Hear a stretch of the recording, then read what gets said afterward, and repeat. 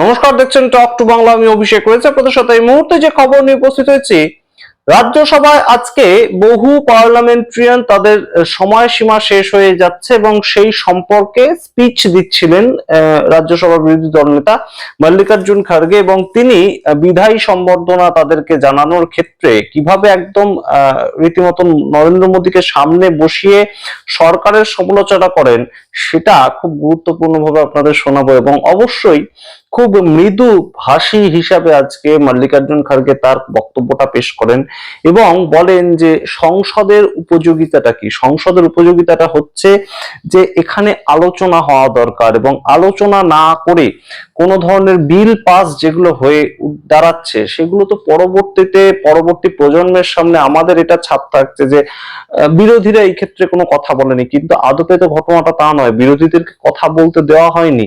বিভিন্ন বিলের ক্ষেত্রে, ওয়াকফ অ্যামেন্ডমেন্ট বিলের ক্ষেত্রে, জি রামজি বিলের ক্ষেত্রে হঠাৎ এসেছে বিলটা এবং রাত্রিবেলার মধ্যে পাশ করিয়ে দেওয়া হয়েছে কোনো ধরনের কোনো আলোচনা ছাড়াই। এবং নরেন্দ্র মোদীকে সামনে বসিয়ে তিনি অনুরোধ করেন যে আরেকটু যদি সংসদের সময় বাড়ানো যায় তাহলে বিরোধীরা তাদের পক্ষ থেকেও কিছু পরামর্শ তো দিতে পারেন। এইভাবে গণতান্ত্রিক প্রক্রিয়ায় দেশ চলা উচিত। এবং অত্যন্ত মেজাজের সঙ্গে তিনি কথাগুলো যখন বলছেন নরেন্দ্র মোদীর সামনে, তখন তিনি একটা খুব গুরুত্বপূর্ণ প্রেক্ষাপট তৈরি করেন। একটা বেশ খানিকটা মৃদু মনোভাব নিয়ে তিনি কথাটা বলেন এবং নরেন্দ্র মোদীও খুব এনজয় করেন। আজকে সংসদ দেখার মতন হয়েছিল একটা পরিস্থিতি। তিনি বলেন যে আপনি আগে মাঝে মধ্যে শায়েরি বলতেন, আপনি আগে মাঝে মধ্যে পার্লামেন্টে দাঁড়িয়ে শায়েরি বলতেন। মল্লিকার্জুন খার্গে নরেন্দ্র মোদীকে উদ্দেশ্য করে বলছেন, কিন্তু এখন তো আর বলেন না। তাই আমি একটা সংসদ যারা চলে যাচ্ছেন এই রাজ্যসভা ছেড়ে তাদের উদ্দেশ্যে একটা শায়েরি বলি। কিন্তু তার উত্তরে একদম নরেন্দ্র মোদী দেশের প্রধানমন্ত্রী তিনি উঠে দাঁড়ান পরবর্তী তার বক্তব্যের সময়, এবং তিনি উঠে দাঁড়িয়ে একদম সরাসরি তিনি একটা শায়েরি বলেন এবং তিনি বলেন যে এটা তো আমার কাজ নয়, ইমরান প্রতাপগারী যিনি কংগ্রেসের পক্ষ থেকে রাজ্যসভার সাংসদ তার কাজ এটা, তিনি একজন শায়ার অ্যাকচুয়ালি। তো সেই ক্ষেত্রে নরেন্দ্র মোদীও সরাসরি একটা শায়েরি বলেন এবং অত্যন্ত মনোরম পরিবেশ সংসদে তৈরি। এই ধরনের সংসদই আমরা দেখতে চাই। আপনারা সেই মুহূর্তের ছবিটা দেখুন এবং তারপর আসছে বিস্তারিত ব্যাখ্যায় যে কিভাবে দেশের প্রধানমন্ত্রীকে কটাক্ষের সুরে একদম বিদায়ী ভাষণ দিলেন মল্লিকার্জুন খার্গে। मैं आपको सुनाऊंगा क्योंकि आप पहले एक दो शायरी बोलते थे पार्लियामेंट में, तो अब वो छोड़ दिए आप। तो मैं बोलता हूँ, विदाई तो है दस्तूर जमाने का पुराना, विदाई तो है दस्तूर जमाने का पुराना, पर जहाँ भी जाना अपनी छाप कुछ ऐसे छोड़ जाना कि हर कोई गुनगुनाए तुम्हारे ही तराना। आदरणीय खरगे जी अपना विदाई भाषण में एक अपेक्षा व्यक्त की, तो मेरा भी दायित्व बनता है उस अपेक्षा को पूरा करूं। वैसे मैं शेर शायरी की दुनिया का व्यक्ति नहीं हूँ, प्रतापगढ़ी का काम है।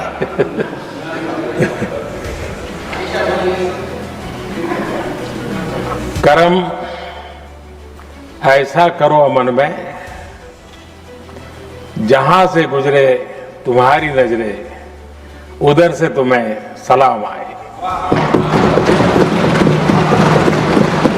আপনারা শুনলেন সেই বক্তব্য এবং অবশ্যই এই মুহূর্তে গুরুত্বপূর্ণ প্রেক্ষাপট যেটা, দেশের প্রধানমন্ত্রীকে সামনে বসিয়ে বিভিন্ন বিল পাস হয়ে যাওয়ার কথা, এত কম সময় নিয়ে সংসদ চলার কথাটা কটাক্ষের সুরে মল্লিকার্জুন খার্গে যেভাবে বললেন, সেটা অবশ্যই কিন্তু একটা প্রেক্ষাপট তৈরি করে যে তার কথা বা বিরোধীদের কথার মাঝখান থেকে এমন কিছু শব্দ ডিলিট করে দেওয়া হচ্ছে যখন সংসদে রেকর্ডে তোলা হচ্ছে, সেটা যে তাতে কথাটার কোনো সেন্সই থাকে না। একটা সেন্টেন্সের মাঝখান থেকে একটা অসংসদীয় কথা বলে যদি মাঝখানে একটা মেইন কথাকে ডিলিট করে দেওয়া হয় তাহলে মিনিংলেস হয়ে যায়। মল্লিকার্জুন খার্গে বিরোধী দলনেতা হিসেবে তিনি বলেন যে অন্তত এই ধরনের একটা প্রেক্ষাপট তৈরি করবেন না যে পরবর্তী প্রজন্ম এসে বলে এটা কেমন কথা বললেন বিরোধী দলনেতা, যার কোনো মিনিংই নেই। আমাকে এই বয়সে এসে অন্তত এইভাবে অপমান করবেন না। আপনারা শুনুন দেশের বিরোধী দলনেতা রাজ্যসভায় মল্লিকার্জুন খার্গে কি বললেন, তারপর আসছে বিস্তারিত ব্যাখ্যায় যে দেশের প্রধানমন্ত্রী তার উত্তরে অত্যন্ত ভালো বক্তব্য রাখেন এবং সত্যি প্রশংসনীয় বক্তব্য আজকে দেশের প্রধানমন্ত্রী রেখেছেন। प्राइम मिनिस्टर भी यहाँ है, मैं उनसे निवेदन करूंगा कि बहुत दिन लंबा सेशन चलने से डिस्कशंस अच्छे होते हैं। कहीं इम्पोर्टेंट बिल को हम कम समय देते हैं और और कहीं और भी अब चंद बिल को या चंद कार्यक्रम को हम 4 घंटे 8 घंटे और चंद बिल को हम 2 दिन 3 दिन कहते हैं। तो ऐसा नहीं होना चाहिए। आप सबको मौका दो, 2-4 दिन ज़्यादा एक्सटेंड करें तो परवाह नहीं, लेकिन लोगों को उसके बारे में मालूमात होनी ये है। और ये काम हमारे प्रधानमंत्री जी करेंगे। ऐसा तो आप कम बैठते हैं, लेकिन फिर भी अगर ज़्यादा दिन हमको मौका मिला, हम लोग सभी मिल के आपको अच्छा बिल देंगे, स्टैंडिंग कमेटी का अच्छा रिपोर्ट देंगे, सारी चीज़ें भी हम करेंगे।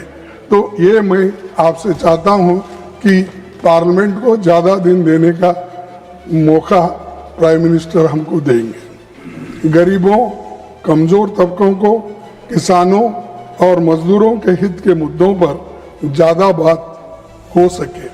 अक्सर जब हम ये मुद्दे उठाते हैं तो सत्ता दल इसे आलोचना मान लेता है और बिना सुने खंडन करने लगता है, जबकि सरकार को जनता की चिंताओं पर गंभीरता से गौर करना चाहिए। सभापति जी, सीमित अवसरों में भी जब सांसद अपनी महत्वपूर्ण बातें रखते हैं तो कई बार उन्हें कार्रवाई से हटा दिया जाता है।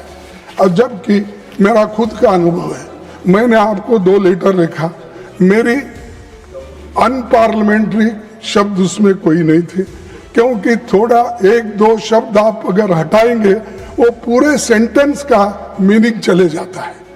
तो इसीलिए आप इसको गंभीरता से लो, क्योंकि सडनली इसको हटाओ, उसको हटाओ, ये शब्द को हटाओ, ये सेंटेंस हटाओ, तो इससे बहुत बड़ा नुकसान डिबेट का ही नहीं, आने वाले जो लोग हमारे प्रोसीडिंग्स पढ़ेंगे वो कहेंगे ये क्या अपोजिशन लीडर ने बात किया, जो मीनिंगलेस ये बात होती है। तो कम से कम मेरे को इस उम्र में वो सर्टिफिकेट तो मत दो जो मीनिंगलेस बात किया है। तो मैं ये चाहता हूं। আপনারা শুনলেন দেশের বিরোধী দলনেতা রাজ্যসভার তার বক্তব্য, এবং এইবারে আপনাদেরকে শোনাই দেশের প্রধানমন্ত্রী তিনি খুব গুরুত্বপূর্ণ কিছু বক্তব্য রাখেন। সত্যি বলছি, গুরুত্বপূর্ণ এবং প্রশংসনীয় বক্তব্য দেশের প্রধানমন্ত্রী রেখেছেন। দেশের প্রধানমন্ত্রী বলেন যে আমরা যখন কোনো সিদ্ধান্ত নিই তখন আমাদের বাবা মায়ের কাছ থেকে সিদ্ধান্তটা সেকেন্ড ওপিনিয়ন নেওয়ার জন্য নিই। সেকেন্ড ওপিনিয়ন যদি বাবা মা নিতে না পারেন তাহলে আমাদেরকে বলা হয় যে পাড়া প্রতিবেশীর থেকে সেকেন্ড ওপিনিয়ন নেওয়ার জন্য। তো ঠিক সেই কাজটাই দেশের মধ্যে করে, দেশের গণতন্ত্রের জন্য করে রাজ্যসভা। তো রাজ্যসভায় যে কোনো সিদ্ধান্ত যখন আসে লোকসভা থেকে ঘুরে, তখন সেটা সেকেন্ড ওপিনিয়নের জন্য আসে। এবং এখানে বয়সে যারা বয়স্ক সাংসদ, যাদের অনেকটা অনুভব, যাদের অনেকটা এক্সপিরিয়েন্স হয়েছে সারা জীবন রাজনীতির মাধ্যমে, তারাই রাজ্যসভায় মূলত যান। অনেকে ছোট বয়সেও যান, আমরা দেখতে পেয়েছি বিভিন্ন সময় আমরা রাঘব চড্ডাকে দেখতে পাই, ইমরান প্রতাপগড়ি যার কথা দেশের প্রধানমন্ত্রী বলছেন তিনি গিয়েছেন ছোট বয়সে। কিন্তু অবশ্যই যারা যান মূলত বেশ বয়স্ক অনুভবী মানুষরা যান। দেশের প্রাক্তন প্রধানমন্ত্রী দেবে গৌড়া তিনি এখনো পর্যন্ত দেশের রাজ্যসভার সাংসদ হিসেবে থাকেন রাজ্যসভায়। তো তাদের মতো মানুষের কাছে সেকেন্ড ওপিনিয়ন নেওয়ার জন্য রাজ্যসভা ব্যবহৃত হওয়া উচিত। এবং তিনি বলেন যে সরাসরি এই রাজ্যসভায় এমন একটা প্রেক্ষাপট যেন থাকে যে রাজ্যসভাটা সেকেন্ড ওপিনিয়ন দেওয়ার মতন জায়গায় যেন থাকে। অবশ্যই প্রশংসনীয় বক্তব্য দেশের প্রধানমন্ত্রী। দেশের সরকারের সমালোচনা আমরা করি বিভিন্ন সময়, বিশ্লেষণমূলক সমালোচনা, কিন্তু অবশ্যই এই মুহূর্তে দেশের প্রধানমন্ত্রী যে বক্তব্যটা রেখেছেন রাজ্যসভায় অবশ্যই গুরুত্বপূর্ণ এবং প্রশংসনীয় দলিল হিসেবে থাকবে। আপনারা কি মনে করেন অবশ্যই কমেন্ট বক্সে কমেন্ট করুন। শুনুন দেশের প্রধানমন্ত্রীর বক্তব্য। आदरणीय सभापति जी, हम लोग जानते हैं कि जीवन में या सार्वजनिक जीवन में जब भी कोई महत्वपूर्ण निर्णय करना होता है तो परिवार के लोग बैठ करके मन बना लेते हैं कि ऐसा करना है, लेकिन फिर भी कहते हैं अरे ऐसा करो, उनसे जरा पूछ लीजिए, एक सेकंड ओपिनियन ले लीजिए किसी वरिष्ठ से। और घर में वरिष्ठ नहीं तो कहेंगे मोहल्ले में देखो भाई वो काफी अनुभवी है, जरा उनसे पूछ लो एक बार उनका मन क्या करता है। अगर कोई बीमार है तो भी कहते हैं यार ऐसा करो भाई, एक और डॉक्टर से जरा ओपिनियन ले लो। सेकंड ओपिनियन का बहुत महत्व होता है। मैं समझता हूं हमारी संसदीय प्रणाली में इस सेकंड ओपिनियन की बहुत बड़ी ताकत रही है। एक सदन में कुछ निर्णय होता है, दूसरे सदन में फिर आता है सेकंड ओपिनियन के लिए। अगर इस सदन में होता है तो उस सदन में जाता है सेकंड ओपिनियन के लिए। और ये सेकंड ओपिनियन उस सारी बहस को, उस सारे निर्णय प्रक्रिया को एक बहुत बड़ा नया आयाम दे देती है। और वो मैं समझता हूं कि हमारी निर्णय प्रक्रिया को समृद्ध करती है। तो इसलिए सदन में जो माननीय सांसद बैठते हैं उनके लिए एक खुलापन रहता है कि भाई चलो इस सदन में नहीं तो उस सदन में एक अच्छा ओपिनियन नया आएगा, उस सदन में नहीं तो इस सदन में एक नया ओपिनियन आएगा। तो ये सेकंड ओपिनियन ये हमारे लोकतंत्र में एक बहुत बड़ा कंट्रीब्यूशन है, जो जिस विरासत को हमें संभालना, हमारे जो माननीय सांसद विदाई ले रहे हैं उनका तो योगदान रहा ही है और इसके लिए भी मैं उनका साधुवाद करता हूं। आदरणीय सभापति जी, जो हमारे माननीय सांसद विदाई ले रहे हैं, बहुत आने वाले दिनों में तो शायद ये अवसर रहने वाला ही नहीं है, लेकिन ये माननीय सांसद ऐसे हैं कि जिनको पुराने संसद के भवन में भी बैठने का मौका मिला और नए संसद भवन में भी बैठने का मौका मिला। उनको दोनों इमारतों में उनको राष्ट्र के कल्याण के लिए अपना योगदान देने का अवसर मिला है और उनके कार्यकाल में ही उनको इस नए सदन के निर्माण प्रक्रिया में और नए सदन की निर्णय प्रक्रिया में भी हिस्सा बनने का अवसर मिला है। वो एक विशेष उनके जीवन में याद रहेगी, नई स्मृति रहेगी। आदरणीय सभापति जी, मैं सभी माननीय सांसदों के, और मैं मानता हूं कि ये सदन अपने आप में एक बहुत बड़ी ओपन यूनिवर्सिटी है। राष्ट्र जीवन की कई बारीकियों से परिचित होने का अवसर सदन में प्राप्त होता है। एक प्रकार से हमारी यहां शिक्षा भी होती है, हमारी दीक्षा भी होती है। ये 6 साल यहां जो रहने का अवसर मिलता है वो जीवन को घड़ने का, राष्ट्र जीवन के घड़तर में योगदान का तो महत्व है ही है क्योंकि निर्णय प्रक्रिया का हिस्सा है, लेकिन स्वयं के जीवन को घड़ने का भी एक अमूल्य अवसर होता है। और इसलिए जब माननीय सांसद यहां आते हैं, उस समय की उनकी जो भी सोच, समझ और क्षमता है, जब जाते हैं तो अनेक गुना वो बढ़ती है, उसका विस्तार होता है, अनुभव की एक बहुत बड़ी ताकत होती है। और तब जाकर के जाने के बाद राष्ट्र जीवन का उनका निरंतर योगदान बना रहे हैं।